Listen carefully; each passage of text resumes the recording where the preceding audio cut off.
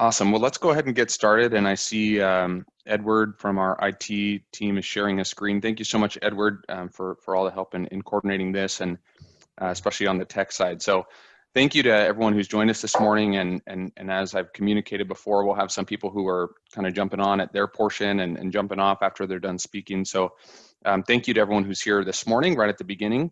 And I've tried to give many disclaimers in my communication that today will just be scratching the surface of some of these very important and timely issues. But really, this conversation is in response to SCAG President Rex Richardson, who hails from Long Beach, in response to his 2020-2021 work plan. And I'll go ahead and drop that in a few minutes here in the chat screen in case anyone's interested in looking at that. But really, the first part of that plan is listening throughout the region. And so what we did was we set up this listening tour and visiting each of the 6 SCAG counties, everything from Imperial in the south, where we started, up to Ventura in the north. Yesterday, we were honored to have Second Vice President Jan Harnick, who's on the call this morning, moderate our Riverside County session. And today, we're here in Orange County. So thank you to everyone who's volunteered and committed the time this morning. I hope that our time together will be fruitful, not only for the president, but for everyone involved. I think we'll be able to keep it pretty conversational in style, although I know many of you have slides and things you'd like to share, which will be great as well. And I hope that this will just be the future, or excuse me, the beginning of many future conversations and continued engagement among our various agencies. So the last thing I'll say before we kick it off here, and I turn it over to President Richardson, is that, again, we'll just be scratching the surface on a lot of these issues. So I would just ask that each of you, to the best of your ability, stay within the time limits, 4 to 5 minutes each, and then we'll have some time for dialogue at the end of each of our 3 or 4 sessions or segments of the session together. So we'll do introductions as we go, but before I introduce our first panel, I'm going to turn it over to President Rex Richardson for some opening remarks. Well, thank you, Jonathan, and good morning. You gave a great introduction. This is my third county that I've toured from my dining room. We started off with Imperial. We learned a lot about the sort of some of the dynamics in Imperial County with respect to the Salton Sea and the dynamics that they have given that they're a county that borders a different state and a different country.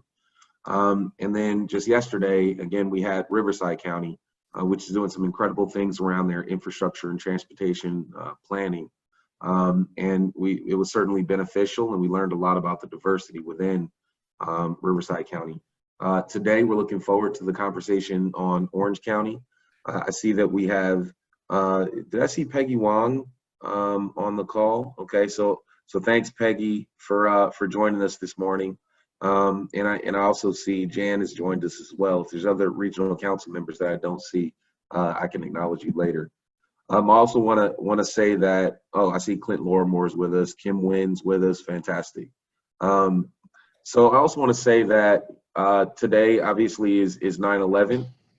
We all remember that fateful day. You know, I was a freshman in college, 3 weeks into moving into the dorms when I got the phone call to turn on the TV and see the devastation that was taking place in New York, and all of those heroes that stepped forward and lost their lives that day. So I think it's only appropriate that we start off with a moment's silence and we acknowledge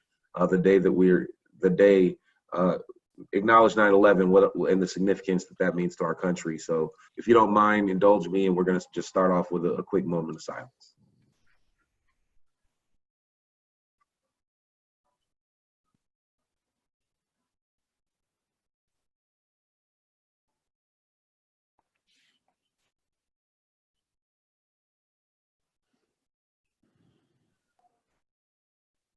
Thank you very much.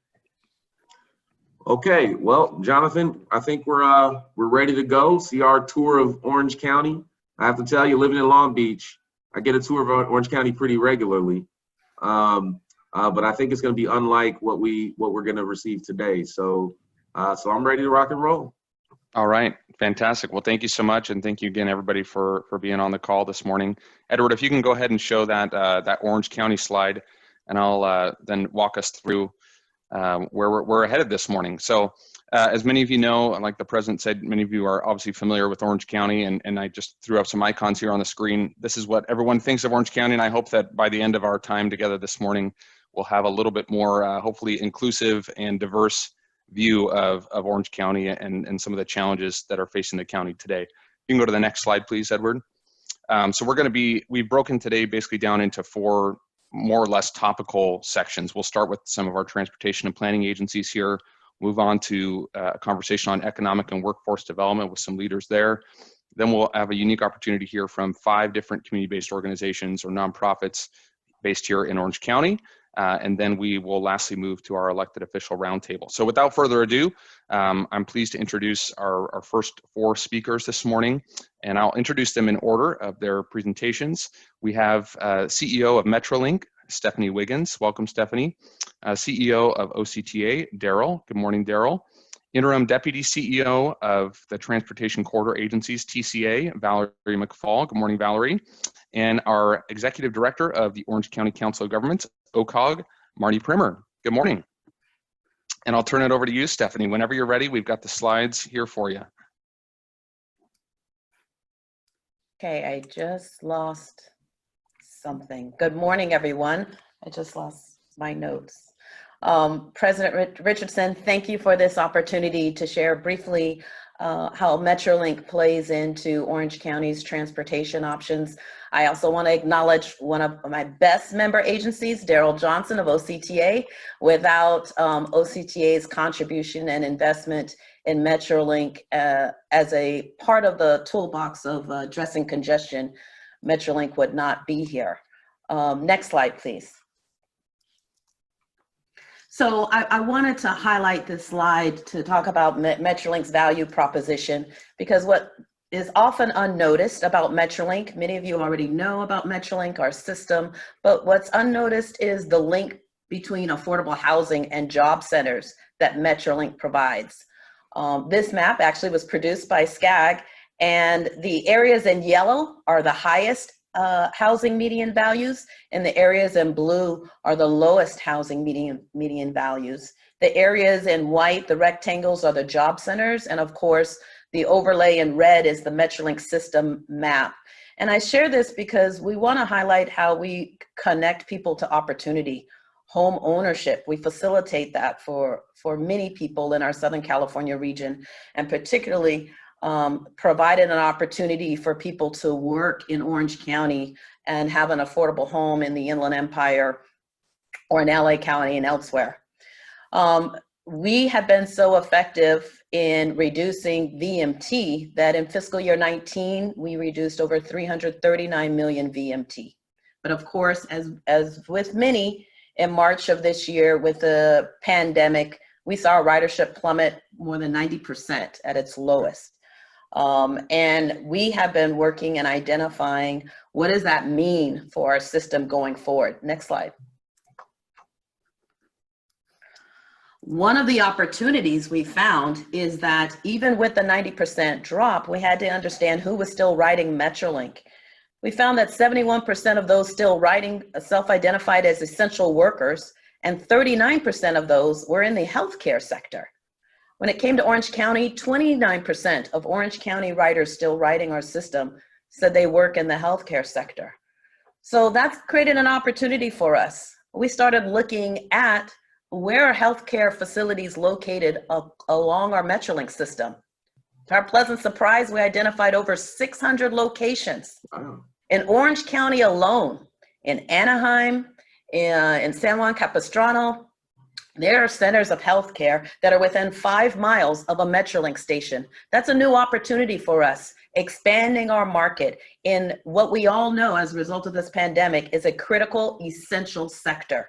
So we will, as we look at equity as a lens consistent with President Richardson's work plan, this is an opportunity for us to expand and be more intentional about the markets that we communicate with and identify in terms of mobility options and taking Metrolink. Next slide. We also have just started launching some new campaigns. What we know is affordability and accessibility is even more critical coming out of these stay-at-home orders. And we recently launched a 5-day flex pass. What we know is that people are commuting differently now. Telecommuting has a much broader platform now. So we've introduced a flexible pass really targeted to telecommuters, recognizing that people need more flexibility in taking the train and accommodating their work styles. We also launched a Kids Ride Free on weekend. We were fortunate, it launched right when Orange County was taken off the state's list, the watch list, and we've already seen some success. Why this is important, really, kids under the age of 18 now ride free on weekends with a fare-paying adult. It's affordable for families. We already have a flat $10 weekend fare. So a family of 4, 2 adults, 2 kids, it's only $20. And people love the Orange County beaches. Next slide. So that's my shameless plug, President Richardson. Next slide. My last 2, of course, we know fundamentally for transit, we have to deal with health and safety. Right. So we've developed a 5-point framework. You know, face coverings are required. We're seeing a 99% compliance rate on our system. We've enhanced our cleanliness. We've looked at, we call it the triple bottom line. We're now looking at Metrolink's contribution to the economy, the environment, and equity. We're looking at all aspects of that. And as we look at restoring service, we'll be looking at where it's needed most. And I know it rings the heart of our member agency CEO, Daryl Johnson, that sustainable financial performance is definitely key. It's nothing like a crisis to make you be more efficient and look at ways to be more efficient in providing the service. And my final slide is really to say that in closing, you know, we support the SCAG goals and Connect SoCal plan. We have continued to do our part as it relates to the environment. In March, we retired our last Tier 0 locomotive. We have the cleanest diesel locomotives operating out there, and we're committed to accelerating our zero emission future. So it's exciting to see what's happening in Orange County. I know Daryl and OCTA are looking at hydrogen fuel cell. We're evaluating that as well. And we just look forward to the dialogue and appreciate the opportunity. Thank you. Great, thank you. Thank you for this presentation. I've said it, and that, you know, this is an opportunity, this sort of pandemic and the economic crisis and the sort of equity mandate that we have here in cities, across America, is really an opportunity for us to think about what can we learn and integrate into the new economy. And the fact that you're learning things right now really shows that this is a real opportunity for us. It's a real inflection point for us to learn about how we can make it a more inclusive economy. So I'm glad to see what you're doing, and I wonder if other agencies are doing the same and sort of learning from these trends. So thanks for those slides. Thank you. Great, and with that, I think we'll move over to Daryl Johnson. Daryl? Thanks, President Richardson, for the invitation. And Thank you. I have to say, Stephanie and I have worked together for 25 years, and 25 years ago, we were the junior planners drawing lines on maps. So Stephanie, it was totally awesome to see you talk about the lines on the maps from your position there. So very fun to see that. You know, couple different things. Jonathan, I appreciate you throwing the slides, the icons of Orange County up there. And I think that's an image we perhaps portray externally, but we all know that's not the entire and true image of Orange County. There's clearly some of those places that are reality, but there's also really challenging sets of issues within our county around transportation, around healthcare, around access to jobs, and around education. And transportation is a big part of how we make that all happen. And so I thought maybe I'd talk a little bit about sort of what we think about a recovery in a post-COVID world, recognizing that I don't think anyone that's really thinking through this believes that the recovery will look like we did on March 1st. And if they do, I think they're kidding themselves, and we should be calling that assessment into question. But, you know, transportation in general, what we do on a daily basis is an economic engine anyway. And so part of us is we have to be smart about it, but we have to keep doing what we were doing. We have to keep running a transit system that serves the needs of people, that gets people to jobs, gets people to education, gets people to healthcare. But we have, as you said, I think, Rex, opportunity to think differently. And if we just turn the same transit system on post-COVID that we had pre-COVID, we've missed that opportunity. And we have been discussing a lot about that with our board of directors, with our own staff, and taking that opportunity to do more of what we know we needed to do anyway, which was take those resources, those limited resources, and reallocate them in places that need them much, much better, whether it's express service in the core of our county, whether it's more frequency. 75% of our riders are happening in Santa Ana, Anaheim, Westminster, Garden Grove, and we don't have 75% of the service there. We should probably have 90% of the service there. We need to do more of those types of things. The other thing I would want to just point out is, Stephanie mentioned it with Metrolink, but we learned during the pandemic that there is a part of our ridership that clearly has no choice, and they are essential workers. So we were carrying 125, 130,000 people a day before the pandemic. And at the low point, we were carrying about 30,000 people a day. And when you ask yourself, what are those 30,000 people a day doing if they're out on a bus in the middle of a global pandemic that has no sense of what's really going to happen? And when you start asking that question, those are people that had no choice. They didn't have a car to get into. They didn't have the luxury of working from home. They didn't have the luxury of not making that trip each and every day. And you have to think about that. And I think we have to be really, really cognizant of how that focus is there and what that means for our future. Second, investment in infrastructure. And clearly there's a lot of different opinions on what type of infrastructure should be invested in. We have our voter approved sales tax measure. We absolutely plan on delivering what was promised to the voters. But we're going to have to do it with less revenues. We don't do any internal economic forecasting of sales tax. We use, by policy, we use external forecasting entities. So there's no ability for us to make a rosy forecast. But we think we've lost between $1.5 and $2 billion out of our local half-cent sales tax due to the pandemic. That will spread out over the next 15 to 18 years or so.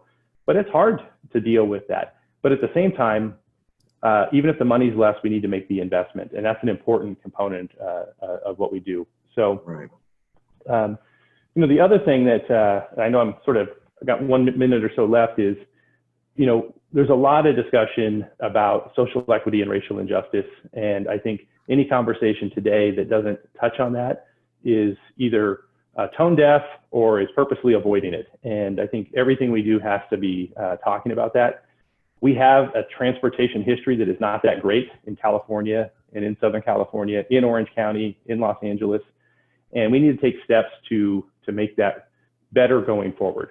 We've spent decades getting to where we've been. We're not going to fix it overnight, but we can take steps today going forward. And there's a number of steps that we can take. And I just wanted to acknowledge that for a number of years, we've been working with a diverse community group in Orange County. We meet quarterly. There's leaders from all aspects of our diverse community.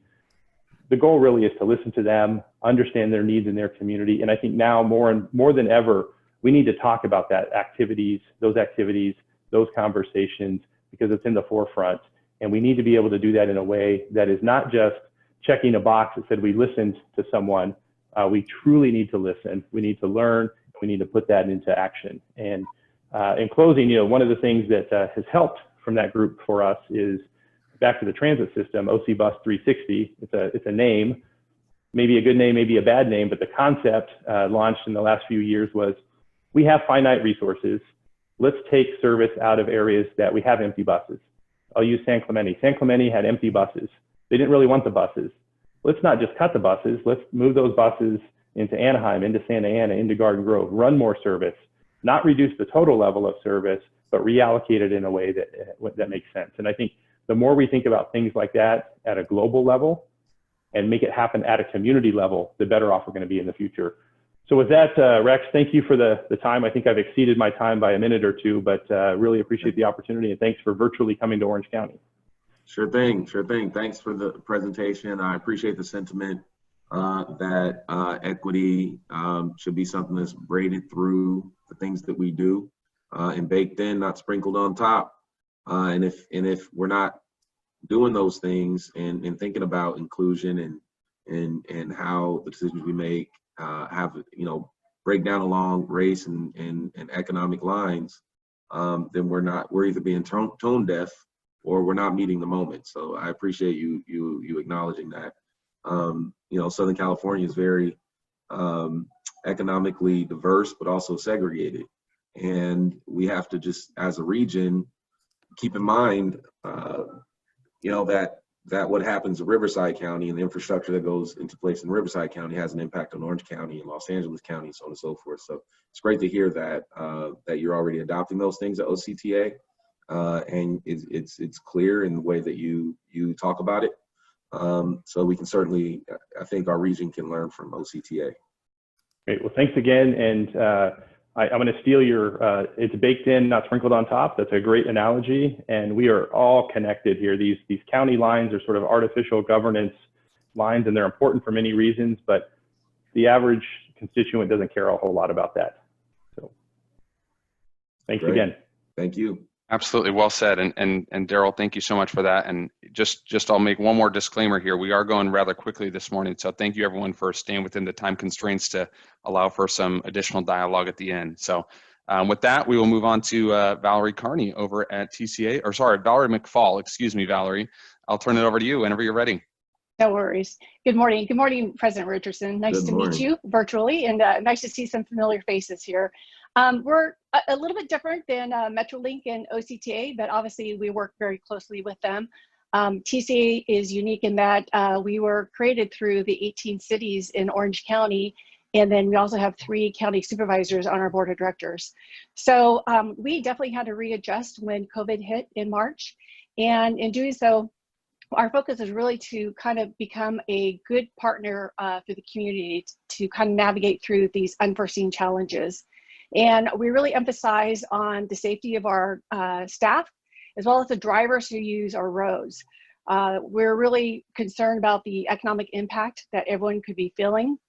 And then also implemented some measures to help reduce some of those burdens that people were feeling at that point.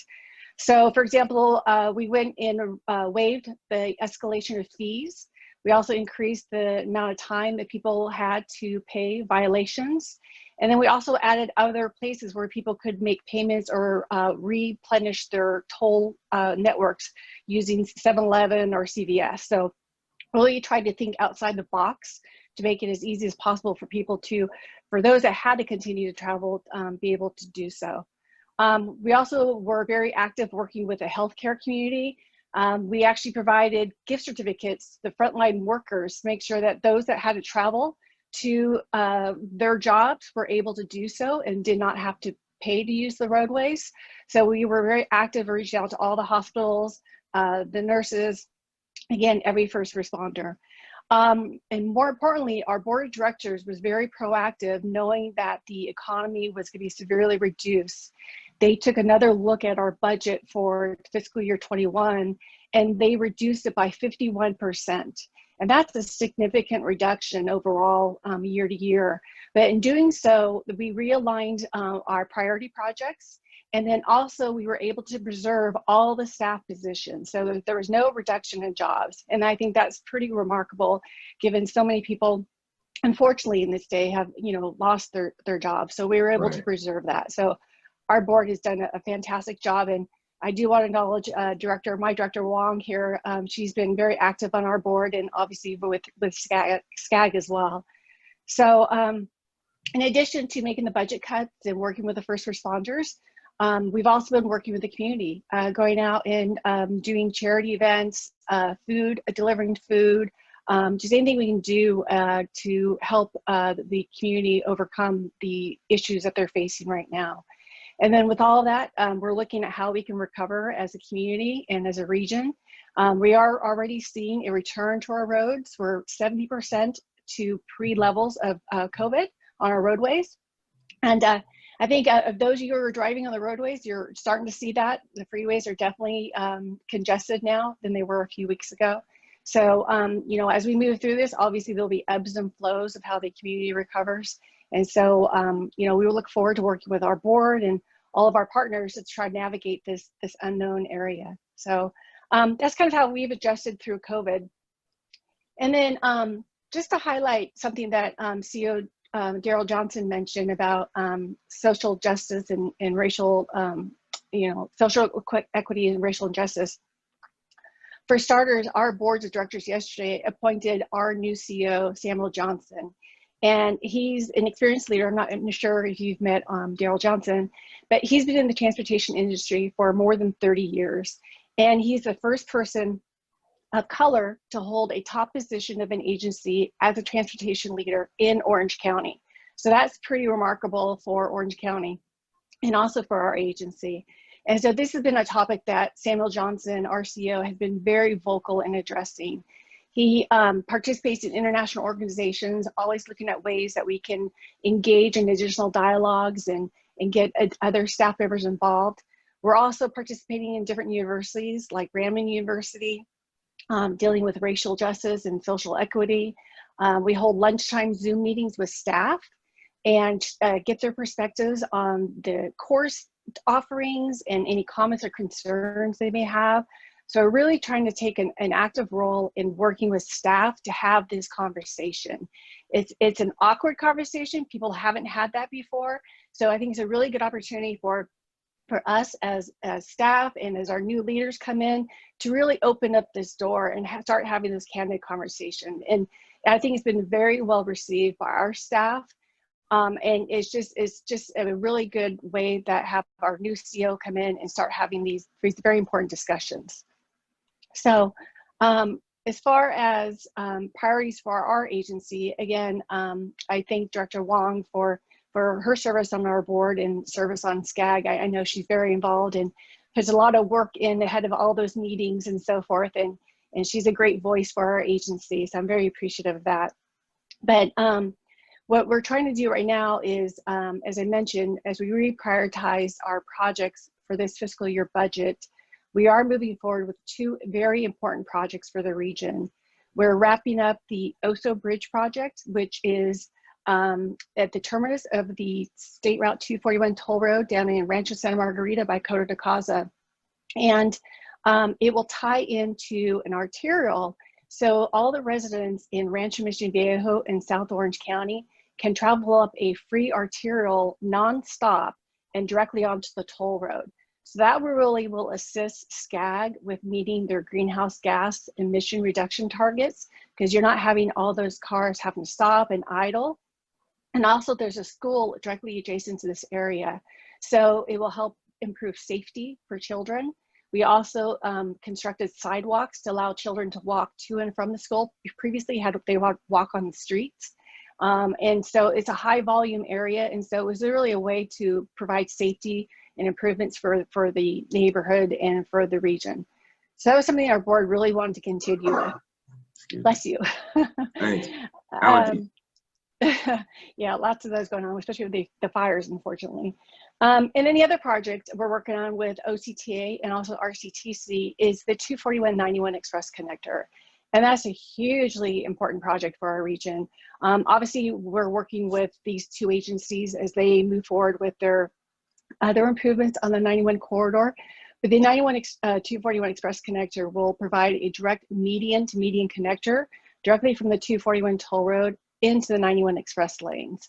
And that is going to be a unique partnership that we're all working through together.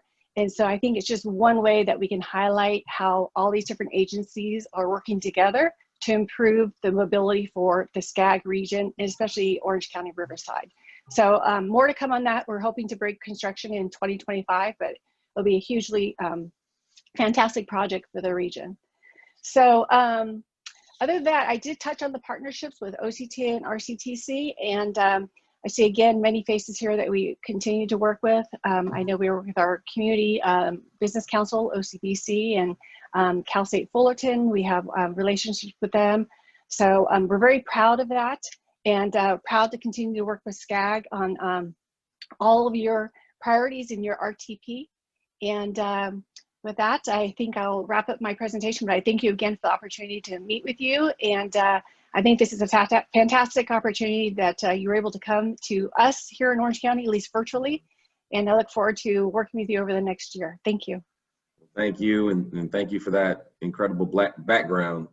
And you know, it makes me feel like I'm actually there with you in Orange County.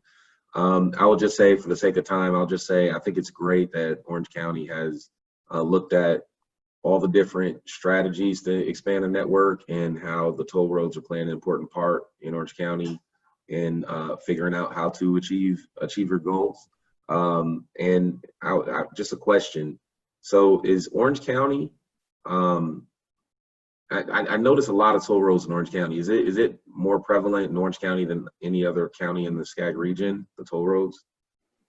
TCA is the largest toll network in the state. So, okay. Yeah.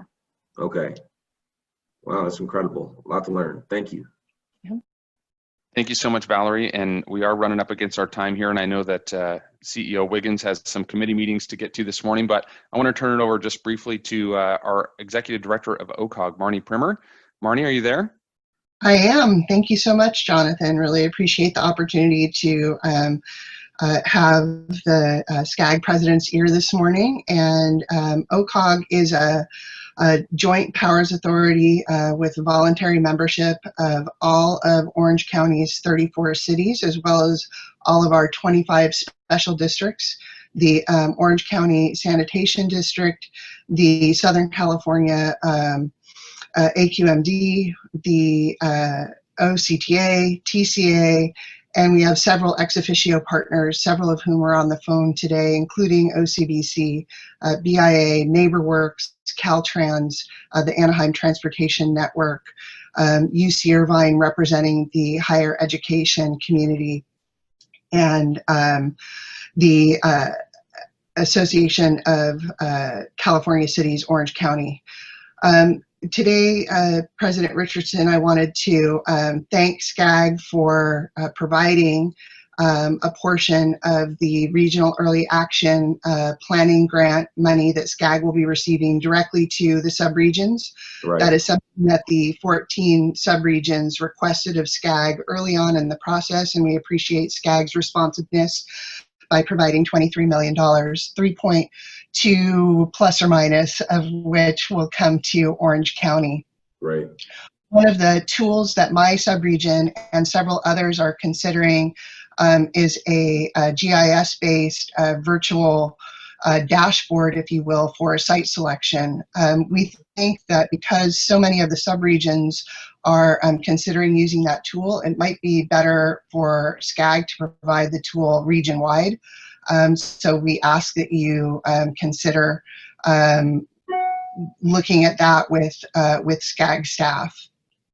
OCOG, as you know, often has maybe a different perspective than other parts of the region, but we certainly appreciate SCAG's partnership and willingness to come to the table, especially on difficult issues, as SCAG did during both the RENA process and the RTPSCS Connect SoCal process.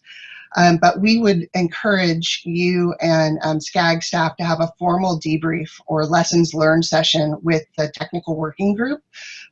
We've talked about doing this in previous cycles, and it's never really materialized, but it'd be extremely beneficial to our region to have that formal process take place to make it easier and more efficient and effective in future cycles. And then one particular area that OCOG would like to recommend would be the planning process for the 2024 RTPSCS. I know we just got through the 2020 cycle, and everyone is feeling very fat and happy right now that we made it through that together in one piece. But we don't want to rest on our laurels too long, and we would encourage you to start that next process sooner rather than later, hopefully in early 2021. And then there are a couple of requests that have been made by members of our regional council that we hope SCAG will follow through on. And I just wanted to reiterate for the RENA subcommittee, the motion that was made previously to really focus the appeals process on the elected officials and not having participation from ex officio committee members would be the most appropriate and consistent with past cycles. And we as you heard, have grave concerns about the way the HCD had presented the regional determination. And we appreciate your commitment to bringing the committee back together to review that in light of the recent federal, I believe it was Freddie Mac, guidelines saying that there is a shortage of 820,000 units rather than the 3.5 million that HCD was using to make their allocation to Southern California. So with that, I will just say that OCOG is absolutely committed to working with SCAG on all of these issues that are important to our region. And we encourage SCAG to fight for your member jurisdictions. Thank you. Great. Well, thank you. I mean, it's certainly a listening session, so I hear you loud and clear. That's why I'm talking. Hear you loud and clear. Thank you so much, Marnie, and that wraps up our speaker portion. And I know we're kind of out of time here in this first portion, and I think that Valerie did a great job of kind of talking about some intra-agency cooperation and things like that. But I'll just turn it back really quickly. I know folks have time constraints, but Daryl, Valerie, Marnie, any closing comments that you'd like to share before we move on to our next panel? Yes, Jonathan. I'd like to thank President Richardson for having a listening tour. I think it's a really important tool for the region. So thank you. Absolutely. And this is Daryl. I would say the same thing. You know, I thought we would maybe struggle to talk about things for 30 or 40 minutes. Clearly, we can go on for 3 or 4 hours. So my hope is that we can do something like this in the future. Maybe it's around a conference table, but I also appreciate this sort of informal discussion where we don't feel compelled to dress up and take trains and have lunch meetings and all of that. So I really appreciate the effort that you put forth, Mr. President, and the SCAG staff. And I hope this is a start of something that we can do on a more regular basis. Well, I certainly think that there are more opportunities now to do these things. So we should certainly have more regular check-ins by county. I completely agree. Great. Look forward to it. Thanks again. Sure thing. Yeah, and just I'll echo what Stephanie and Daryl said, and Marnie, I think this is fantastic. Hats off to you and staff for being able to take time out of your day to hold these. I think these are very important. And there's a lot of activities that need to be coordinated. So as much as we can continue these discussions, I think they will go a long way. So thank you. Certainly. Thank you. Great. Thank you so much again to Stephanie and Daryl, Valerie, and Marnie. Appreciate the time this morning. And with that, we will move on to our next panel to talk a little bit more about economic and workforce development. So Edward, if you can throw that slide up there, thank you so much. And as Lucy reminded me this morning, Orange County is so much more than tourism, as you saw in those 4 icons displayed earlier. And so we'll get to hear a little bit about that during this exciting panel. So I'm pleased to introduce, in the order in which they'll speak, Lucy Dunn, who's President and CEO of the Orange County Business Council, or OCBC, Mr. Ronald Cortez, the Vice Chancellor and CFO at UC Irvine, or UCI, and then Mr. Greg Sachs, who is Vice President for University Advancement at Cal State University Fullerton, CSUF. Fantastic. And I will give one quick shout out to Greg because he is joining us all the way from vacation and told me he may need to turn off his video because he's having some connection issues. So Greg, especially thank you for joining us this morning and taking time out of your family vacation. Appreciate it. With that, I'll turn it over to you, Lucy, whenever you're ready. And we do have some slides here for you. Go for it. Just throw them on up. Next slide, please. Thank you, Jonathan. And thank you very much for doing this. So my slides are very quick run through them, but answering the 4 basic questions that I got down to the gist of what our chairman's looking for here on the region's economy, social equity, justice.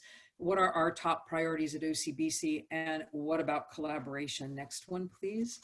And so our mission, if there is anything about OCBC that I can say very proudly that I am delighted to share, it's collaboration is our overarching theme in everything we do. And we represent and promote the business community, but we work with government and academia to enhance the region's economic development and prosperity. This is really important because Orange County tends to be the economic engine for all of Southern California. We tend to be the one that when we come out of recession or depression, we're the ones that help drive the other regions to also thrive. And what's important about that is it makes Orange County have to pay attention to the other regions, have to make sure Inland Empire is thriving, what's happening in LA, in Ventura. And so you see Orange County play respectfully and gratefully as partners in other regional activities. Our 4 core pillars: workforce development, infrastructure, and housing, which really are combined to be new form of economic development. That's what economic development is these days. Next one. Love those 4 pillars. You betcha. And so the first one in infrastructure, our pillar is increase our investment in construction management and maintenance of infrastructure. And clearly infrastructure is more than just great freeways. Thank you, Daryl Johnson, and amazing toll road system. You're right, we're the largest toll road system in the state of California, but also making sure water and air quality are strong, really focused now on enhanced telecommunications networks that we need in a pandemic.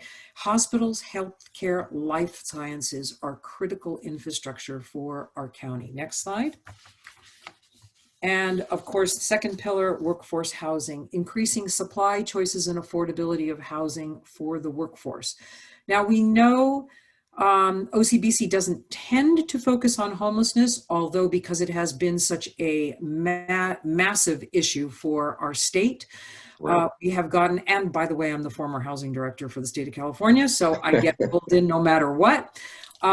Our definition of workforce housing has been housing for the entire sector, from everyone CEO housing to women living in cars and supporting their children, but they have jobs.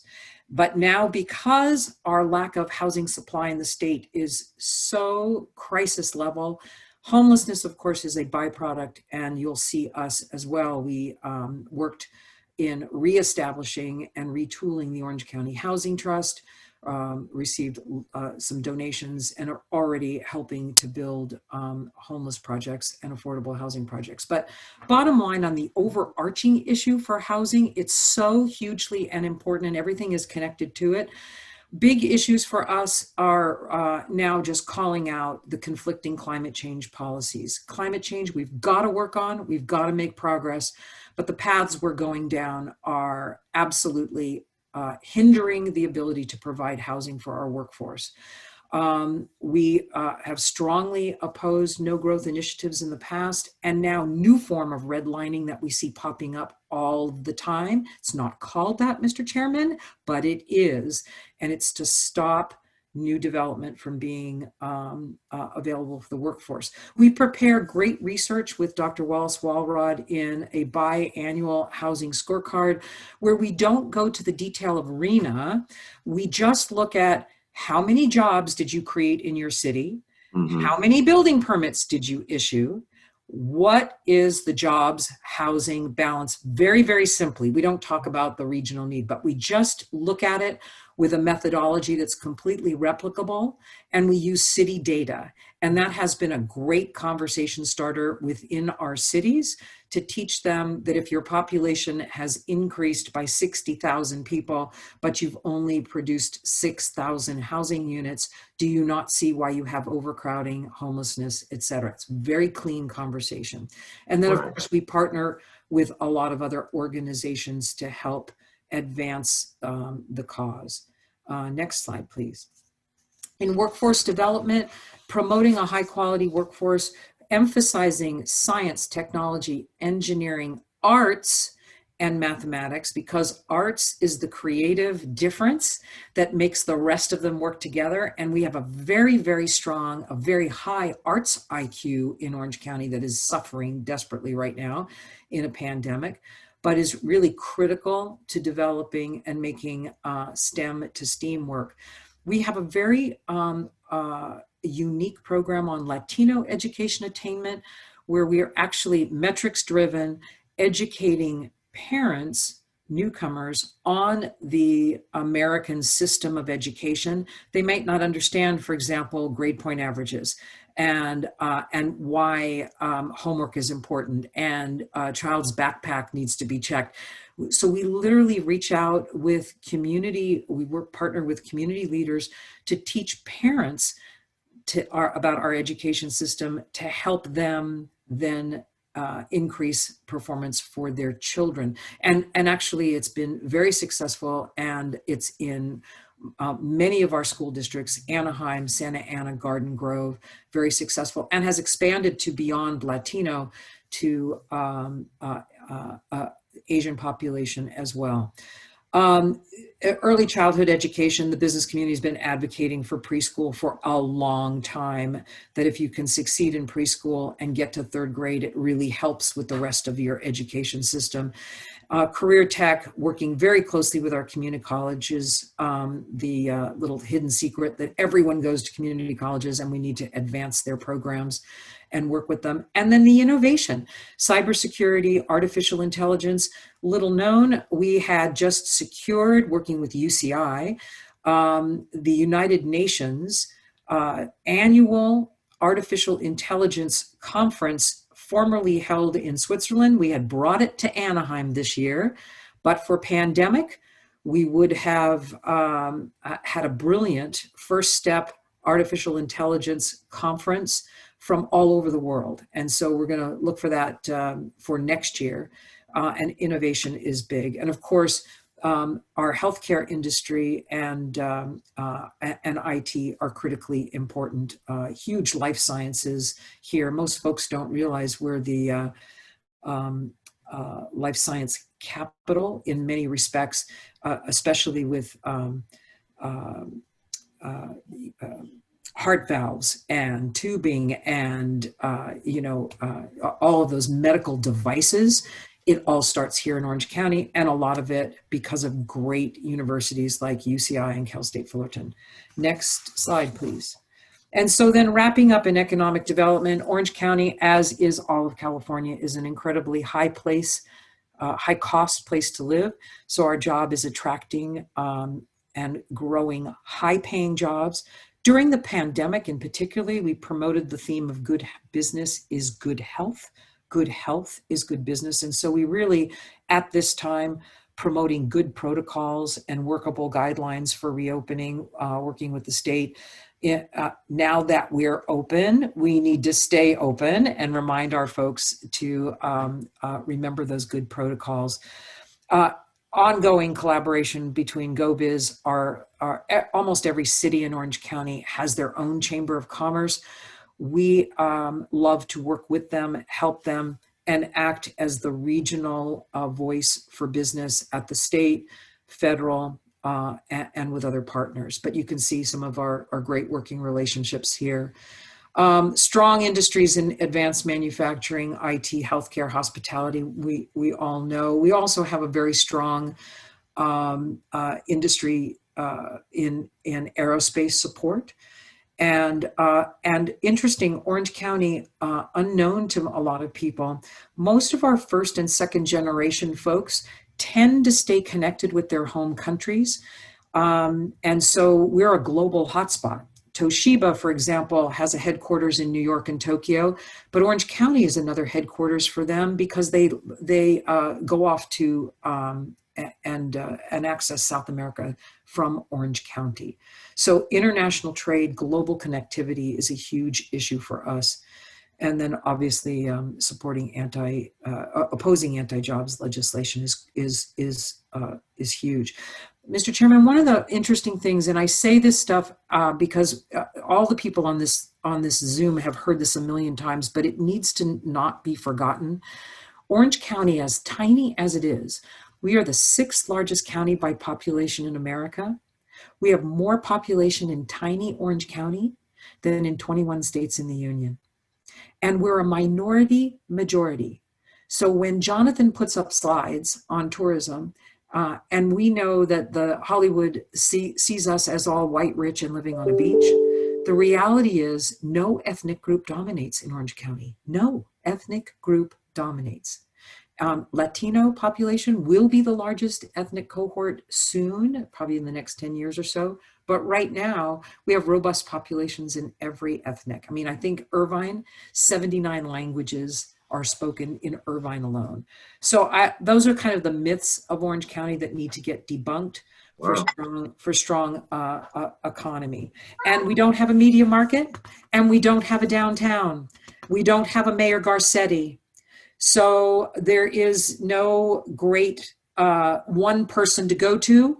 It's your business community. When we broke off from LA intentionally to get away from LA politics, the business community will tend to quietly work with our elected officials, help them lead, and it makes it very unique when you have 34 separate governing structures. Each of our mayors has a king of their own fiefdoms, and trying to build community and collaboration. That's what Orange County is all about. Next slide. Like Long Beach.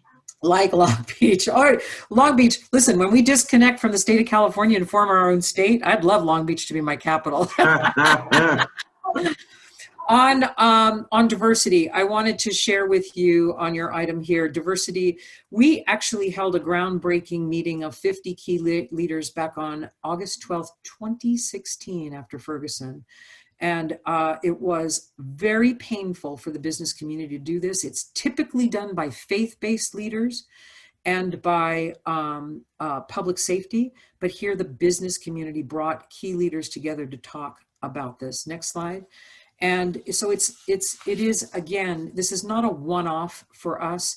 Our ongoing plan of action, particularly now after Floyd George, is a formalized racial equity action plan, a clear statement of anti-racist values in our culture, supporting equity training and education, which we're already doing and have been doing for years, but now includes some performance measures with that. We've sort of had back of the envelope, but now we're actually including them.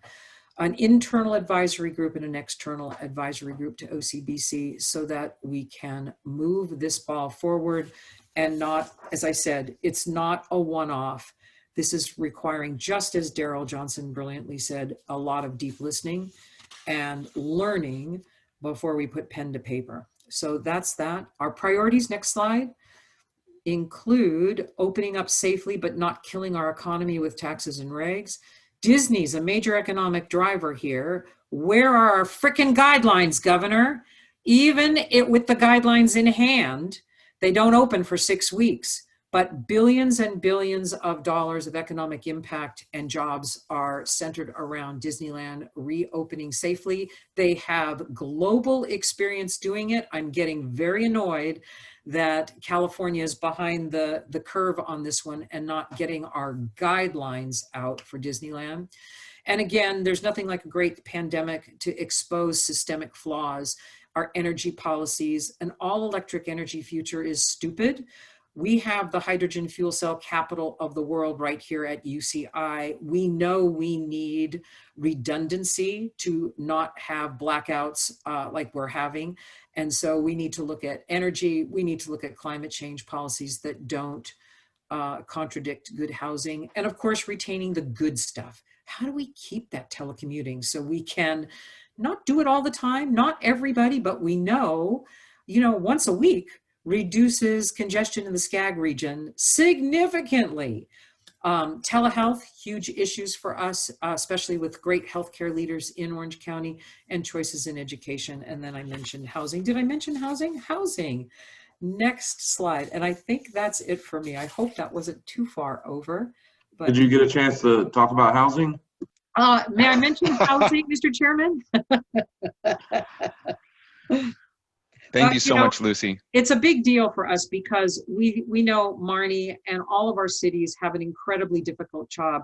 When you look at 1.3 million housing units being allocated to Southern California, but we know also Inland Empire is Orange County's bedroom community now.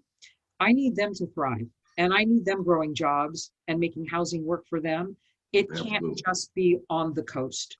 And because the coast is expensive, it won't happen, and it just invites litigation. So we need to really think carefully about how we make this work for our folks and not take it lightly that this is going to be incredibly difficult. So thank you.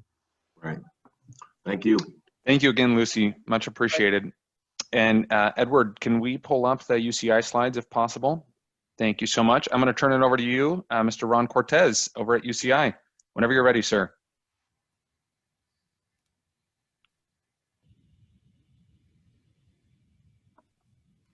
Are you there, Ron?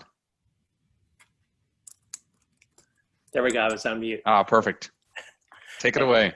Okay, President Richardson, I'd just like to thank you for the invitation, and glad to just be part of this group talking about the different priorities, social justice, and some of the other issues that are going on in our organization. So thank you for having us. Absolutely. Next slide.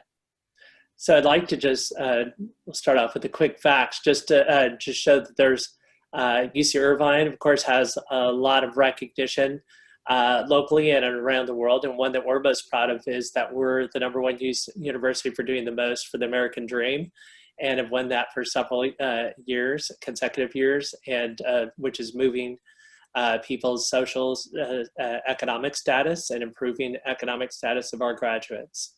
Next slide.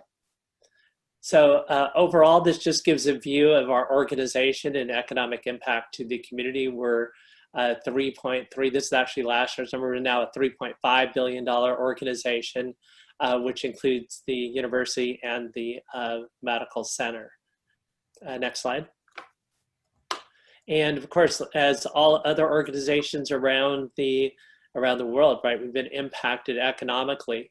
And one of the things that we're proud of is that we're a very well run university, of course, academically, but financially as well. And so we are probably situated right now as one of the strongest UC campuses fiscally of all the campuses going into this pandemic and economic situation, which is good because that helps us protect jobs as we look for solutions in reducing our cost. And so far, we've made a commitment all the way to, I think it's January, that we will have not lost any jobs due to this, pandemic, and can hope to continue that as we move forward. And hopefully we can do that. And I think that's a credit to all the people in our community and our campus for managing those resources. Next slide. Next slide. So one of the things I just wanted to bring to your attention, President Richardson, is that we have a focus on affordable housing for our students. Obviously, one of the big impacts to our students is that they are sometimes can be economically challenged, and the cost of housing in this area is very expensive. And so we always make a commitment when we develop our new housing that they be developed 30% below market. And in these last 2 years, we've added over 2,000 new beds. That was as of last fall. And before that, 2016, we added another 1,000. Wanted to highlight some of the projects we have coming and opening again up in these next 2 years. So we continue to build on campus and reducing the academic impact on our students. For graduate housing, we just broke ground about 3 weeks ago on another 1,055 beds for our graduate students, and it's called our Verano 8 project. Next slide. And we're also getting ready to build, it's a public-private partnership. We just built 1,000 units, or maybe it's 1,400 units of housing with our public-private partnership last fall. And our next phase, second phase, will then add an additional 1,077 beds as well. Next slide. Then we have a Los Lomas redevelopment project, which is another project. We have faculty housing on our campus, mainly targeted towards our newer faculty who are coming in to help them with this, address the financial challenges of purchasing or being in a home here. And that's a project that we're getting to start here very soon. Next slide. We also have new development here on our campus, which is going to be on Jamboree and Campus Drive, which is sort of within a mile of our campus. It's property that the university has owned for a long time, and we're designating it for medical care for the community. So it's a new medical center that will be built. There's also a new children's health medical building that will be there. The medical building will be built. Construction will begin in December of this year, and hopefully our new medical center will be approved in January 2021 and will begin as well. Next slide. And we also have 2 buildings that are in construction right now. Again, focus on health. We have the Susan and Henry Samueli College of Health Sciences and the Sue and Bill Gross Nursing Health Sciences building. Next slide. And then we also have a new science building, which is one of our priorities with, continuing to do research in the sciences area.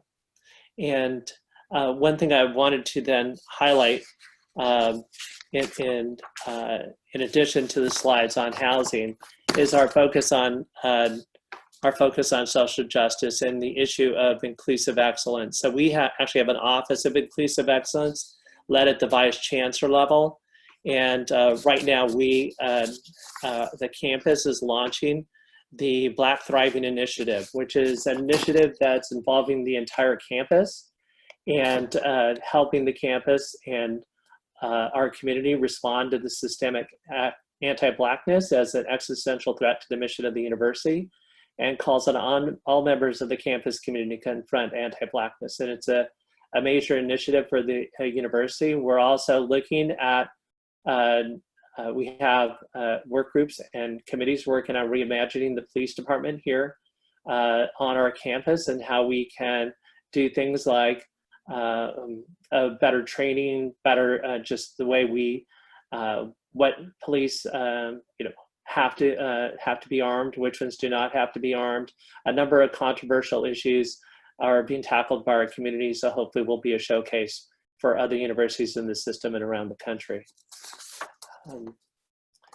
Let me just stop there and just say thank you for the particular the time to show what's going on at UC Irvine, and we're very proud to be part of the community. Thank you. Well, I know we're running up on time. I just wanted to just acknowledge your presentation, particularly the thoughtful, very academic approach, and in how you're thinking about anti-Blackness and racism. These are difficult conversations and topics for folks to be able to deal with, particularly within our systems, local government, and to have educational institutions like UCI be able to step forward and help sort of facilitate the discussions internally. It helps for better collective decision-making within local government. So we're certainly glad to have you as a part of this. I'll mention that we're establishing a special committee on social justice and racial equity to evaluate some of these things. We've extended an invitation to participate. Sorry, my alarm went off. But we extended an opportunity to the president of Cal State Dominguez Hills to participate, as well as I believe UC Riverside. I think if you have capacity, I'd love to extend an invitation for you to participate in this discussion as well. Oh, we'd love to. Yes, that'd be absolutely, we'd be honored to be part of the discussion. Fantastic. We'll reach out. We'll follow up with you. Okay, great. Thank you.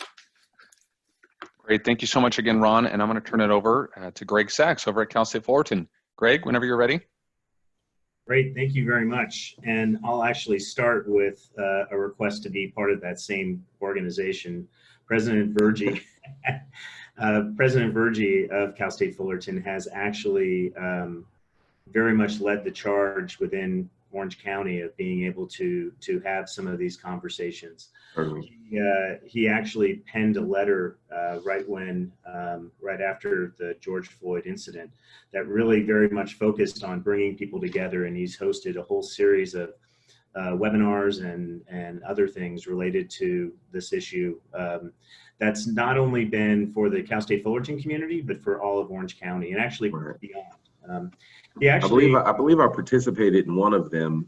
Oh, good. With him. It was I believe it was him and Dr. Parham from Cal State Dominguez Hills hosted something jointly. I was a panelist on that. Great, great. Well, we'd love to be a part of that as well, if that would be. Absolutely. And so maybe I'll start with just a little bit about Cal State Fullerton. So Cal State Fullerton is the largest of the CSU campuses. We have about 42,000 students. We are the only CSU in Orange County, which is pretty unique when you think about it, considering, say, larger than Long Beach State. Yeah, that's very true. Come on. It's true? Oh, very true. Okay, I'm gonna have to fact check that one. No, please do, my friend. Well, and what's also unique, though, which is actually, I think, really important, that sometimes gets lost, is that we are the only CSU in Orange County. If you think about LA County, there's 5. If you think about the Bay Area, there's like 5. Very good If point. you think about San Joaquin Valley, there's 3, I believe. Mm-hmm. If San Diego, there's 2. We're it. And as Lucy mentioned, we're one of the largest counties in all of the country. And so we take that responsibility very seriously, and we're, as far as the public good and working with our partners throughout the county. About 60% of our students will be the first in their family to graduate from college. We're one of the few institutions that actually has both HSI and ANAPESI designation, highlighting the diversity of our institution. And last year we had around 83,000 applications. So we're very much in demand, and we're thrilled as far as the way in which we're able to partner with our cities as well as various agencies. So thanks again for the opportunity to be here today. I thought I would highlight a couple things that are kind of important along those lines. One is that so because of our size, the role of workforce development is huge for Cal State Fullerton. So of our 300,000 alumni, about 50% live in Orange County, which means that about 1 out of every 21 residents of Orange County is a Cal State Fullerton grad. So we really are feeding the workforce of Orange County. We're number 1 in the state as far as graduating women. We're number 1 in the state as far as graduating Latinos, and number 2 in the state for graduating underrepresented folks. So again, we think of everything related to from a social justice and equity lens. I mean, we're on the front lines making sure that Orange County is powered in the most appropriate ways. The one thing that we've been on the workforce development side also that we're particularly proud of is the way in which we've been able to partner with industry. Many of those large employers that Lucy was referring to work very closely with Cal State Fullerton, so that we're able to make sure that our students have very applicable educational experiences, so they're really workforce ready upon graduating. We actually have several programs with the cities that are included here today through our city managers program and several others, so that we're able to make sure that we feed that pipeline as well, knowing that there's going to be huge retirements in the coming years if it hasn't already started. The other things that I'll mention very quickly, because I know we're running short on time, is related to the housing and issue as well. So the university just recently passed its master plan. It just got passed by the CSU Board of Trustees just, gosh, I think it was last month. And when it was passed, one of the key features is a pretty dramatic increase in on-campus housing, knowing that we need to be thoughtful related to air quality and everything else, traffic and everything else. In addition to that, we also were including more on-campus faculty and staff housing. The university manages University Gables now, which is our current faculty staff housing, but as we know, the demand is crazy, and so we need to make sure that we're doing more and more on that front. The other thing that I thought I would quickly mention is related to the pandemic and how has Cal State Fullerton kind of pivoted. Well, like every other institution, when spring happened, we had to make some decisions. And so what we did is we moved every one of those classes were moved online. And so literally thousands and thousands of classes. We offer about 10,000 courses a semester. They were all moved online. We gave out literally, or loaned out literally, thousands of laptops and MiFis and things like that to make sure that our students were able to continue with their studies. Going into this fall, 96% of all of our classes are offered online. We were able to, again, be able to make sure that our students had all the technology they needed so that they were able to continue. And one thing that I just picked up the stat the other day is that our graduation rate, we were worried about, how this would impact students' ability to continue with their studies. And what we found, though, is that our retention rate and graduation rate actually increased by about 5% year over year. And so we've been able to really make sure that students have the resources they need. All the student support services are virtual now, so that they could continue. And so, it's a lot more challenging creating community, which is very important, especially for first-gen students, when we in a virtual environment. But I'm really proud of the way the campus has responded. I'll stop there because I know that the time is short, but I just want to thank you again for the opportunity to be a part of this. And I do hope that we can be a part of future conversations as well. Fantastic. Thank you so much, Greg. Thank you. Sure. All right. And with that, I'm going to actually just circle back through to Lucy and then to Ron and then to Greg if you have any final words. We are running short on time and we'll move quickly into our community-based organizations portion of the program. No final words for me. Just thank you very much for including us in this. And we're a resource at all. We've got great research with Dr. Walrod, as SCAG already knows. And so anything we can do to support your efforts, we're there for you. This is Ron. No additional comments. Just thank you for the invitation. And we look, UCI looks forward to be part of any discussions that we have in the future. And President Richardson, we hope we receive an invitation to be involved in that discussion as well. We look forward to it. Thank you. Absolutely. Thank you. I'll echo what the two said. Thank you for the opportunity. It was great to virtually meet you. And I think Lucy hit the nail on the head when we talk about collaboration. That's a very key feature in Orange County, and we've really learned that we have to lean on each other to make sure there's real progress. So thanks again. Look forward to remaining involved. Well, I think I certainly enjoyed all of the presentations, and I look forward to following up with all of you. And I look forward to additional great conversations with Lucy Dunn. I had a great time listening to Lucy. So certainly Orange County has a lot to offer. You are a big county, and you're operating well above your weight class. So certainly glad you all were a part of this presentation today. Thank you. Thank you again, everyone. And we'll move quickly here onto our next segment. We're going to take a little bit of a different look at the Orange County landscape through a different lens here, talking with some of our very own community-based organizations, many of whom are in central Orange County, but serve folks throughout the county. I want to say a special thank you to Christopher Fortin, the director over at Santa Ana Active Streets, who will go first in this portion of the program. He's been very helpful in helping us stay and get connected with many of these other organizations who we'll have the opportunity to hear from this morning. So I'll turn it over to Christopher in just a minute, but before I do, let me just go through the other folks here from Latino Health Access. Naleli actually had to drop off early, but we'll have a nice video presentation from them.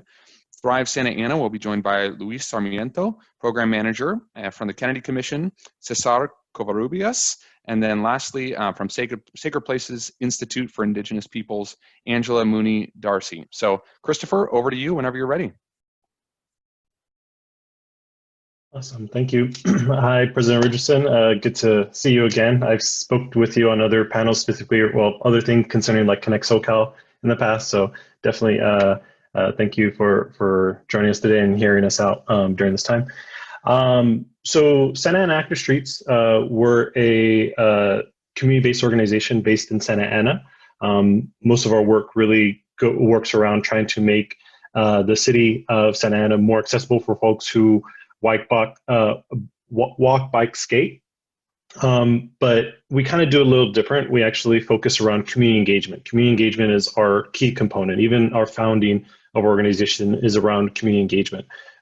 We engage community members, and they wanted to work on active transportation and make those kind of improvements in the city. And so that kind of is kind of where our heart is, and actually is how we've also evolved as an organization as well, and also been more intersectional.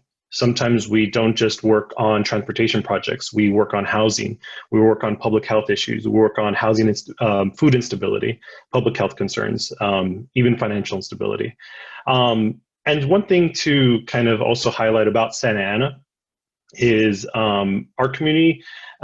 You might drive through it pretty fast. There's pretty wide streets most throughout the city. But one thing that to know about the city is it's also a city that has more than half the residents actually don't have access to a personal vehicle. So it's actually a community that is very reliant on walking, on biking, on getting around their city without a car. And it's the moms that are picking up their kids at school. It's the workers actually going to their job. You know, it's students as well too. Those are the folks, and even seniors, those are the folks that are getting around. But it's also one of the most dangerous places actually to move in this way. Rarely it has in California some of the highest for the city of its size, some of the highest rates of death and injuries for folks who are getting around by walking, biking. And also it's one of the densest and one of the poorest as well too in our county as well too.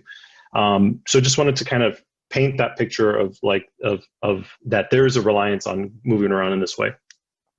So I guess in terms of our work, in terms of the current climate, we've been traditionally a kind of direct service CVO. We host bike rides, we give out bike helmets, we give out bike lights. We occasionally participate in planning activities. Like I said, we participate in the Connect SoCal process at the SCAG level, even assisted in some planning activities in the city.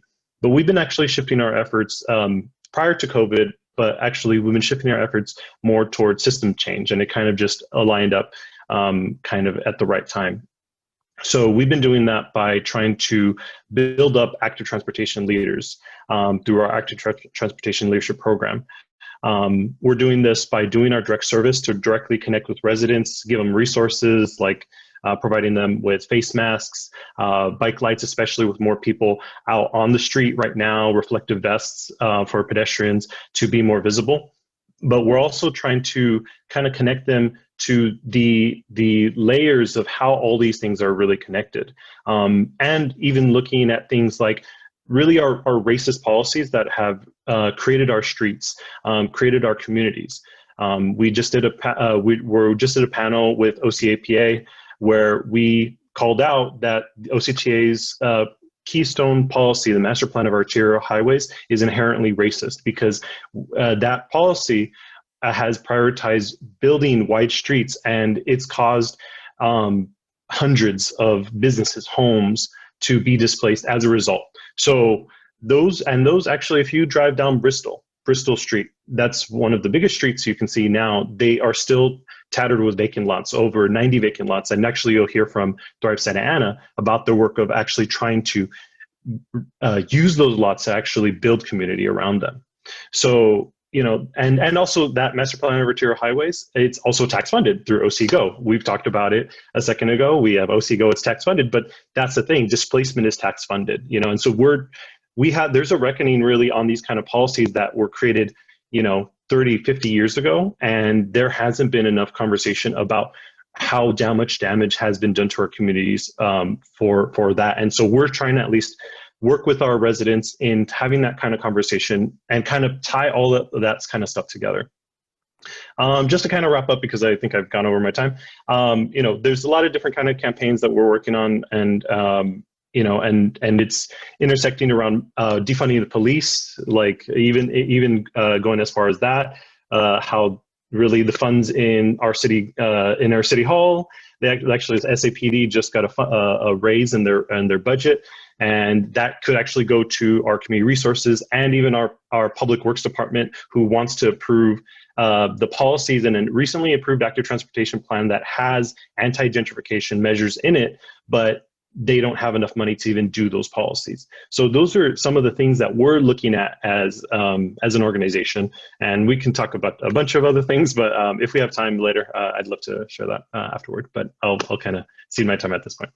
All right, well, thanks for your conversation. Want to make sure a part of these tours we're hearing from community voices as well, so certainly thanks for taking some time and participating. Thank you, Christopher. And next, Latino Health Access. As I mentioned, Naleli had to jump off for another call, but Edward, can you go ahead and play their video for us? And then Chris, if you want to say a couple words at the end of the video, you're welcome to, but then we'll move pretty quickly over to Thrive with Luis.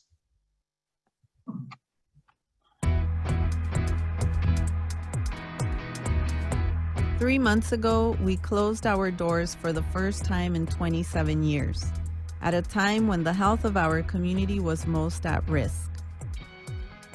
Latino Health Access serves the most vulnerable communities in Orange County, and we knew that COVID-19 would only amplify their everyday hardships.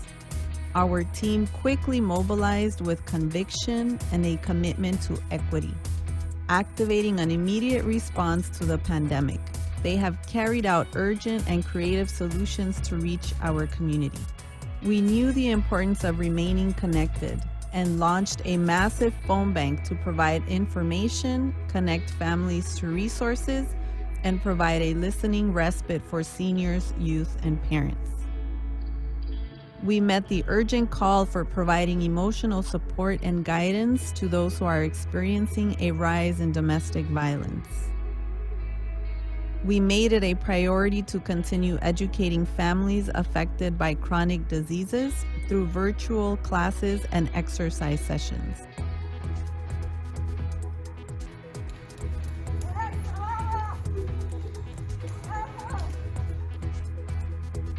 As the growing inability to pay rent and looming evictions anguish our community, we have launched a tenant counseling hotline, informational webinars on protections, and provided support in real time.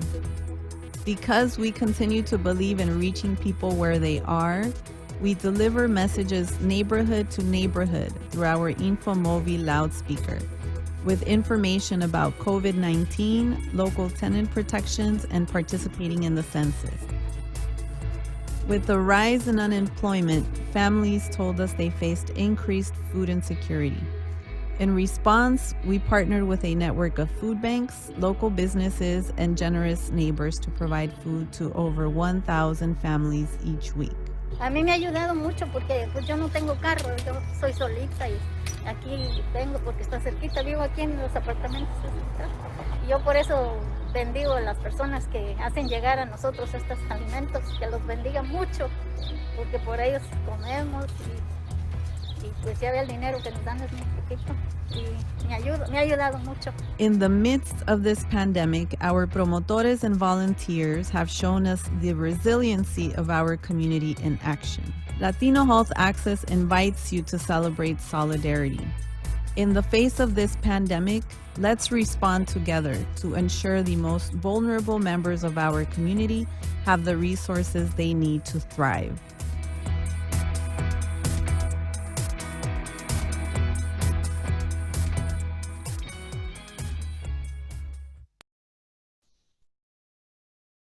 Well, thank you so much to Latino Health Access for that video, and obviously very up to date. Looks like they shot it just in the last couple of weeks. So thank you for the work that you are doing there to serve some of the most vulnerable in Orange County. Christopher, did you want to say anything quickly before we move on to Thrive? Yeah, so Nayeli just wanted to say that one of their priorities include equitable access to transportation with an approach that includes infrastructure, education, and policy change. So they see that the intersection of active transportation and how with housing and displacement. So just that it's imperative that existing communities benefit from the projects rather than being pushed out as a consequence. COVID has highlighted increased rents, overcrowding, and homelessness, and that has largely increased due to gentrification and displacement. So we must see the connection of infrastructure improvements, housing, and health, which COVID has only stressed further. And just look forward to working with others in the region intentionally so we can move forward.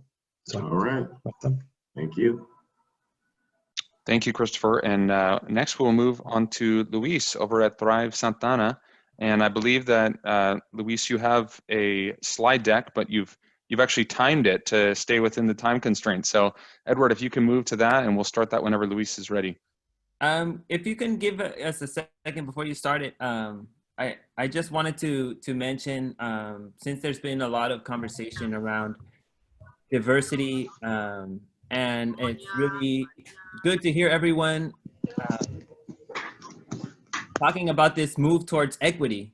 I just want to comment that we will not be able to move more towards equity unless we really change the way that these conversations are happening in our communities about development, about the allocation of resources. And the main strategy that we would like to propose today is the inclusion of low-income residents in the conversation around development in our neighborhoods, which is something that that Chris touched upon. And our strategy as a community land trust is something that's being done throughout the U.S. So go ahead and start the slideshow, and thank you for having us. Our land trust was formed by Santana residents and local organizations who have been working together for the past 15 years or so. Latino Health Access is one of our organizational representatives on our board. And our area of expertise is engaging residents and really building the leadership of residents to be able to lead these types of conversations about what is needed in our neighborhoods, whether in the areas of housing, in the areas of open space. And we've seen a good amount of success in being able to shift these conversations in Santana, and gladly now in Orange County. We've also been fortunate in being able to connect with other CLTs throughout the US. Some of the pictures you see there are our visit to the city of Pittsburgh, which has a strong alliance of CLTs and urban farming projects. And also taking these conversations into spaces with developers, with the city, and of course, in our community. The creation of our community land trust is built upon some of the successes of our local organizations over the past few years. And at first, really organizing with residents to see community benefits in particular projects, and also moving into particular policies, and now focusing on the use of land, of public land. We have the sites that Chris mentioned along Bristol Street are some of the ones that you can see here. And we're proposing that these sites be used for affordable housing and open space and economic opportunities. We recently submitted a proposal to the city, and we're looking for support for that proposal. And it actually, there's a state law, the Surplus Lands Act, which requires local governments to use this type of land to prioritize meeting needs around affordable housing. In fact, it's worth mentioning that we've learned from other localities from the Bay Area, from the state of Washington, that around transportation-oriented development, other localities have made commitments around non-displacement of low-income residents, and they've made commitments around the provision of deeply affordable housing.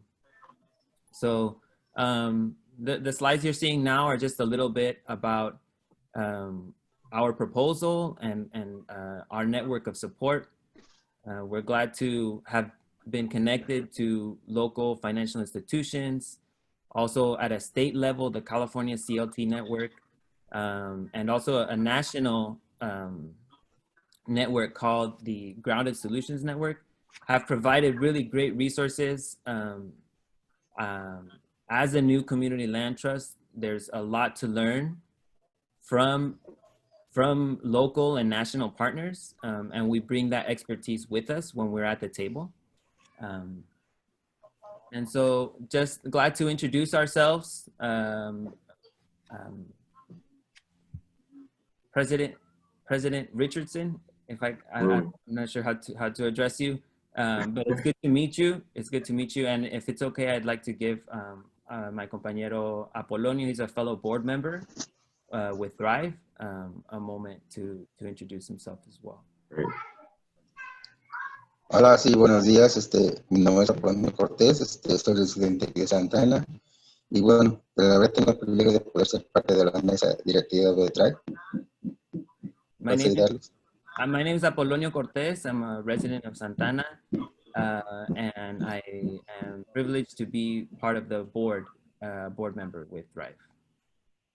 Sí, y bueno, nada más, como se ha mencionado, ¿verdad? Thrive es una organización, pues, joven, si no bebé, que estamos empezando, pues, a trabajar, y queremos más que nada cumplir las expectativas de grandes problemas que tiene la comunidad, pero creemos que esto puede ayudar, no a solucionar todos los problemas, pero creemos que parte de los problemas principales que tenemos en nuestra comunidad puede ayudar a esta organización de Thrive. And what we're proposing is solutions to some of the big issues. We maybe don't think that we're going to solve all of the problems in our community, but we think that we have solutions to propose. Sí, y bueno, pues entre los objetivos que queremos lograr con esta organización, ¿verdad? Que queremos lograr un mayor impacto, y creo que pues diferentes organizaciones del condado quieren lograr lo mismo, pero yo creo que es importante si podemos trabajar de una manera coordinada.